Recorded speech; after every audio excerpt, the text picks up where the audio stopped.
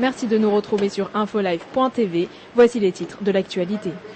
Nouvelle attaque meurtrière dans le sud d'Israël. Un barrage d'obus de mortier tiré par les Palestiniens depuis la bande de Gaza a frappé le kibboutz Nir Oz. L'un des projectiles a atterri à proximité de l'usine Nirlat, tuant un Israélien et en blessant 3 autres.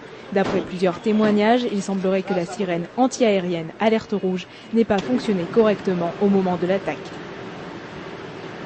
L'Iran a accusé hier l'Agence internationale de l'énergie atomique d'avoir cédé aux pressions de plusieurs pays occidentaux. Téhéran reprocherait à l'AIEA un ton un peu trop offensif dans son récent rapport. L'Iran est soupçonné par les États-Unis et la plupart des pays européens de camoufler un programme clandestin d'élaboration d'armes nucléaires. L'AIEA, qui se réunit à partir d'aujourd'hui à Vienne, débattra notamment du rapport de Mohamed El-Baradei, directeur général de l'AIEA, sur le programme nucléaire iranien.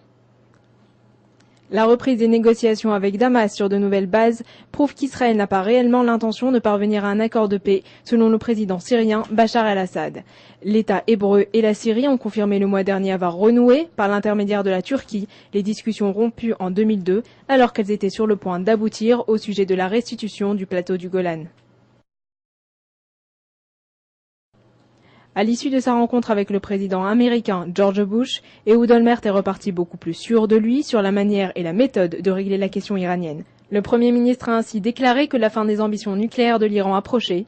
Pour autant, l'un des proches conseillers de George Bush, Stephen Hadley, a balayé plusieurs questions de la presse qui souhaitaient savoir si Olmert avait demandé à Washington d'agir militairement contre l'Iran et permis au passage à Israël d'acheter des avions de combat furtifs américains F-35.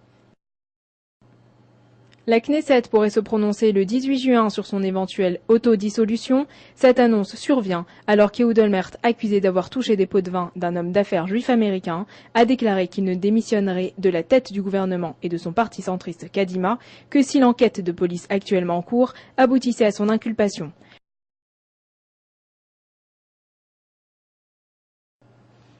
Les sociétés d'énergie solaire étaient très enthousiastes ce jeudi au sujet d'un projet qui encouragerait l'utilisation de l'énergie solaire dans les foyers.